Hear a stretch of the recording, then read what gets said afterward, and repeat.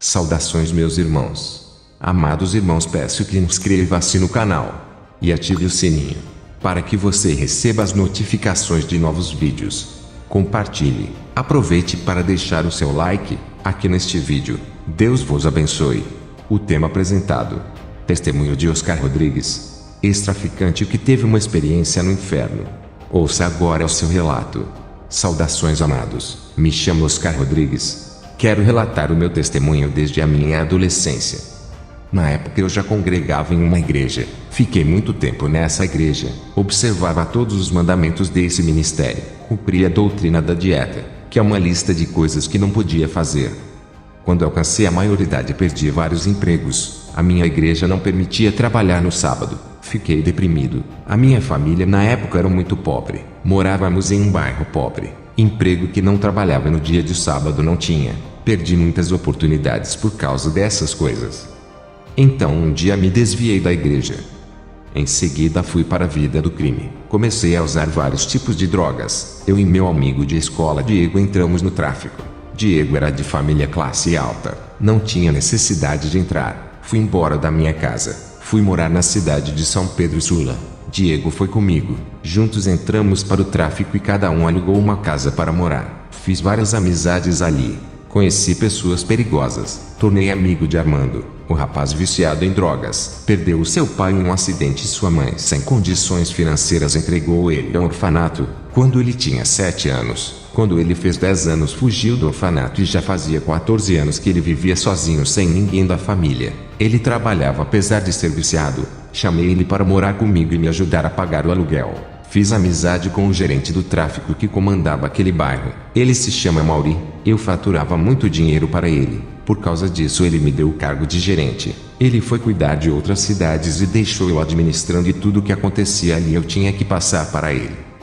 Com o passar dos anos, eu comecei a ganhar muito dinheiro. O poder começou a subir a cabeça. Já estava andando de carro 0 quilômetros. Mandava uma parte do dinheiro para minha família que está em Tegucigalpa. Minha mãe perguntava como eu ganhava tanto dinheiro. Eu dizia que era um gerente de vendas, mas nunca dizia que era do tráfico. Mas nem sabia que toda aquela felicidade iria embora. O ponto de drogas onde eu gerenciava se tornou algo de cobiça de outros traficantes. A maioria ligou para mim e disse que estava mandando um cara para ajudar. Esse cara era muito perigoso. Um dos homens que matavam por dinheiro. Ele tirava a vida por pouco. Ele desvalorizava a vida das pessoas. Esse homem tinha matado mais de 15 pessoas somente naquele ano. 11 homens e 4 mulheres foram suas vítimas. Seu nome era Guido. Ele sabia que eu era o gerente daquele ponto. Tinha um respeito pela minha pessoa. Mas um dia, eu fiquei com mais 3 caras contando dinheiro no caixa. Ouvimos barulhos de tiros. Disse para eles ficarem ali. Fui ver o que estava acontecendo. Guido estava sentado na mesa com uma arma na mão. Ele era o único armado ali. Quando eu fui para fora, 7 homens armados invadiram a casa onde a gente contava o dinheiro do caixa. Guido e os 3 caras foram surpreendidos e receberam vários tiros e morreram na hora. Eu escutei quando aqueles homens arrombaram a porta da casa para assassinar aqueles homens. Eu saí correndo e os 7 homens estavam me seguindo. Logo os meus parceiros descobriram que eu estava em fuga. Me deram cobertura. Houve um tiroteio. 2 homens que estavam me seguindo morreram. Esse foi o primeiro livramento que Deus me deu. Depois dessa cena, quis abandonar o tráfico. Meu chefe Amauri disse que a vida não é só ganhar dinheiro. Tinha o lado mal das coisas e que eu era o responsável pelo lucro daquele ponto. Isso chamaria a atenção de outras quadrilhas. Para eu não sair, o meu salário foi dobrado. Eu não tinha escolha para rejeitar aquela proposta. Não tinha profissão e nem formação para abandonar o tráfico. Ou eu ganhava mais dinheiro ou eu viveria uma vida simples sem nenhum conforto. Aceitei a proposta. Satanás sabe do nosso ponto fraco. Ele faz de tudo para nos prender pela grande obra que o Senhor tem em nossas vidas. Depois dessas coisas, pouco tempo houve um acerto de contas. Eu estava mudado. Já não era mais a mesma pessoa. Peguei uma arma com 4 homens. Invadimos várias casas para acertar as contas com os viciados que não pagavam. Numa madrugada, nesse dia entramos em 5 casas e matamos todos que não pagaram suas dívidas. Todos aqueles que prejudicavam o lucro eram mortos. Teve um dia que eu e alguns homens fizemos uma chacina de 4 pessoas. Eu já não sentia piedade das vidas. Matei uma viciada por dívidas. Ela deixou 2 crianças pequeninhas para criar. Nesse dia ela me implorou para não matar. Ela dizia iria dar um jeito de quitar a sua dívida. Ela disse: não me mate pelos meus filhos. Eu não tive misericórdia e a executei. Ela não devia muito, mas eu queria chamar a atenção de meu chefe. Matar aquela mulher se tratava de minha honra, não mais do dinheiro. Eu queria ganhar respeito e ser temido para que os viciados sentissem medo e não dessem mais prejuízo para nós. Eu estava totalmente endemoniado. Depois eu fui uma feiticeira. Queria a proteção de meus inimigos. Eu paguei essa mulher. Ela fez um feitiço no meu corpo e disse que meus inimigos nunca me levariam, mas as coisas só pioraram. Depois daquela chacina eu pensei que os viciados nunca mais iriam ficar devendo. Recebi uma ligação de Amaury dizendo que Diego tinha uma dívida grande. Seus pais tinham condições de pagar. Eles têm dinheiro, mas não iriam mais pagar as dívidas de seu filho. Estavam cansados de pagar suas dívidas de drogas. Por esse motivo Diego estava planejando ir embora para outro país. Diego era o rapaz que estudou comigo e veio morar comigo em São Pedro Insula.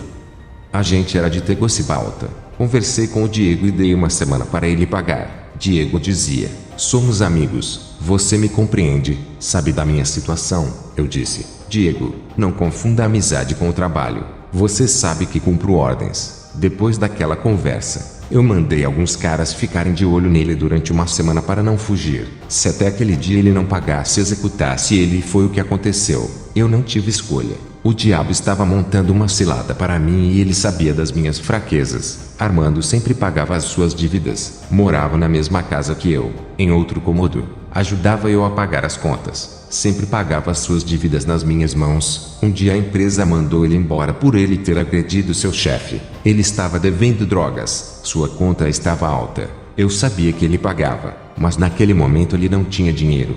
Alguns meses se passaram.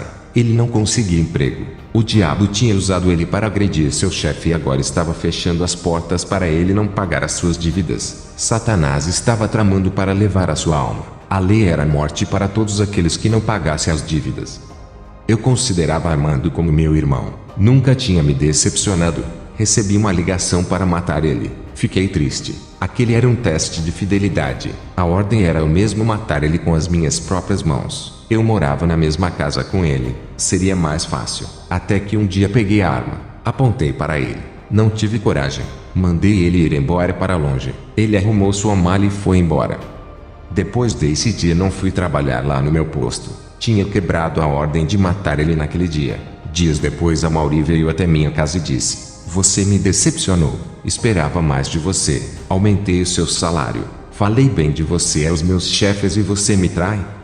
Eu arranquei dinheiro do meu bolso e paguei a conta de Armando e disse para ele: procura outro. Não faço mais parte do tráfico. Poucos dias eu estava na rua. Amaury aponta sua arma para mim e disse que traidores como eu não deveria viver. Eu comecei a correr. Ele atirou. Seu tiro pegou no meu ombro e eu corri. Amaury não estava sozinho. Tinha muitos homens com ele. Aquele dia tinha decretado a minha morte. Eu não poderia escapar. Alguém chamou a polícia. Houve um tiroteio. 3 policiais morreram e 5 traficantes morreram. Um deles era Amaury. Salmos 115:15. Não toque nos meus ungidos e não maltrates os meus profetas. Ele só morreu por se levantar contra a minha vida. Satanás estava usando esse homem para ganhar minha alma. Toda aquela proposta de dinheiro oferecida era para eu ficar preso pelo crime e o diabo levar a minha alma. Eu fui levado para o hospital. Tiraram a bala do meu ombro. Alguém fez a denúncia para a delegacia dizendo que eu era o gerente do tráfico. Mas eu já tinha saído do hospital.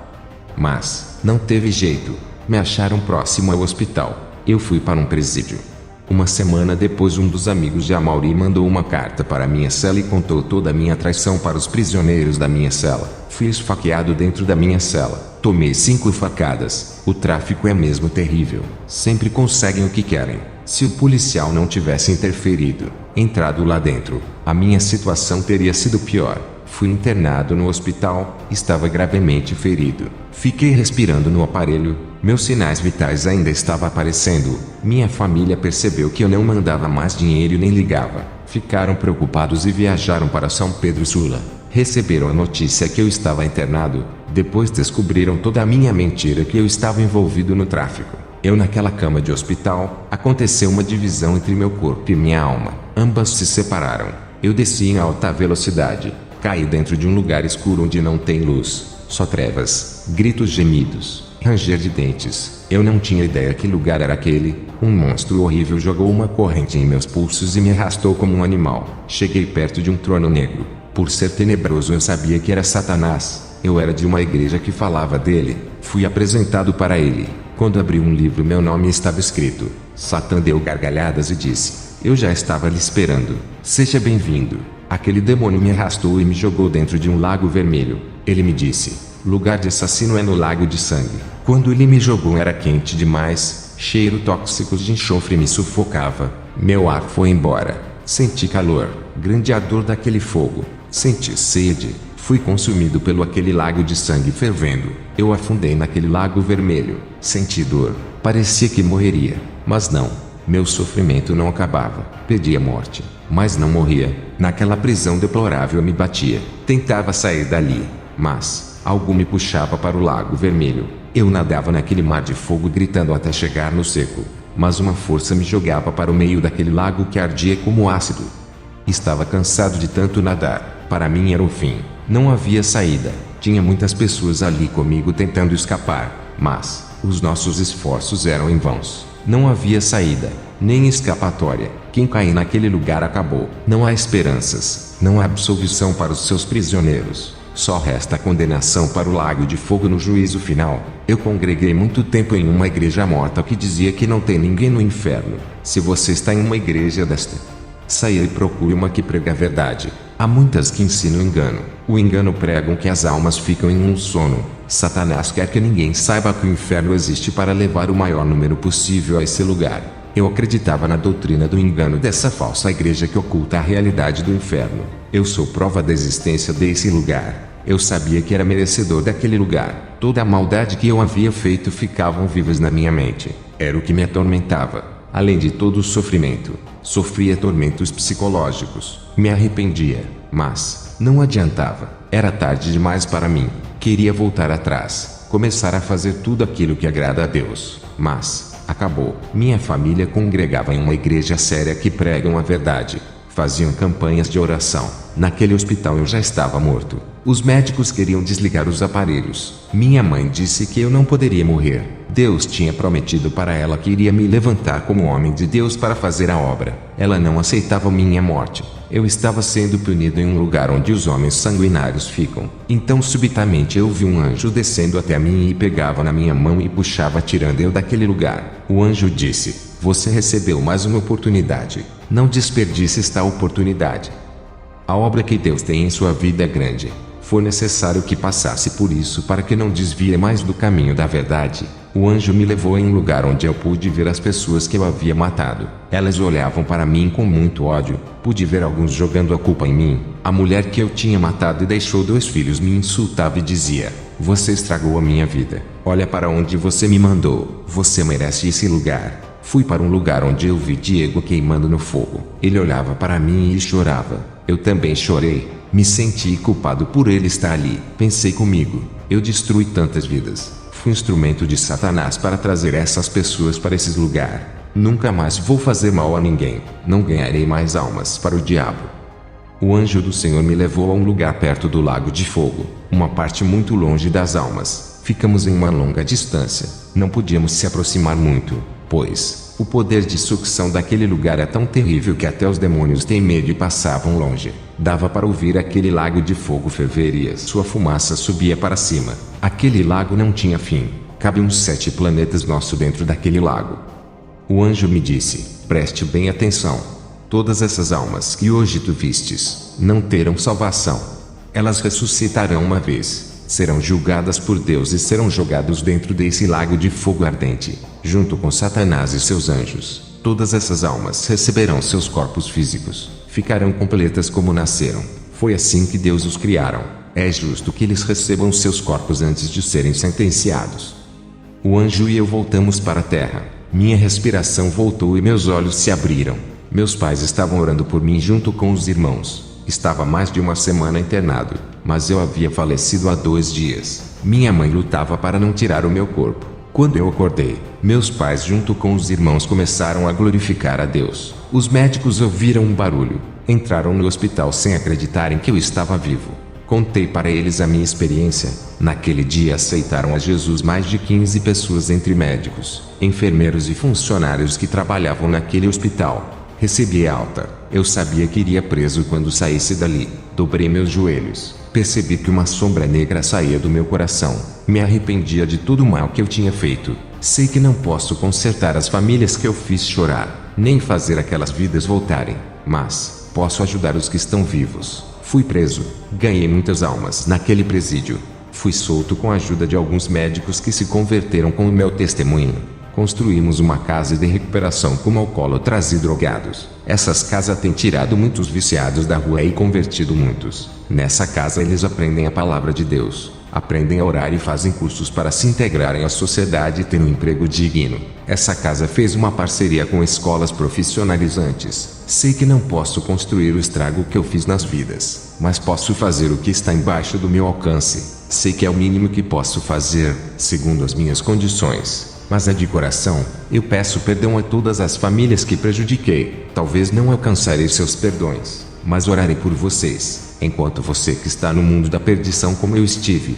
Aceite a Jesus, Ele é misericordioso, é um Deus bom. Não importa se é um assassino, não importa o seu pecado, se é uma prostituta, um homossexual, uma lésbica, Ele quer te perdoar. Não resista a esse chamado. Eu fui para um lugar onde me pertencia. Foram alguns minutos de sofrimento, mas parecia uma eternidade. Lá no inferno não existe contagem de horas, pois lá é só noite. Não existe contagem de tempo. Hoje é o seu dia de escapar do inferno. Não queira ir para lá. É um lugar horrível. Quem vai para lá ficará por toda a eternidade. Nem todos conseguem uma segunda chance como a que eu tive. Por isso eu te peço, livre sua alma hoje mesmo. Não existe outro caminho. É só Jesus Cristo que pode te livrar do fogo do inferno. Aceite Jesus hoje mesmo. Logo o Senhor Jesus voltará.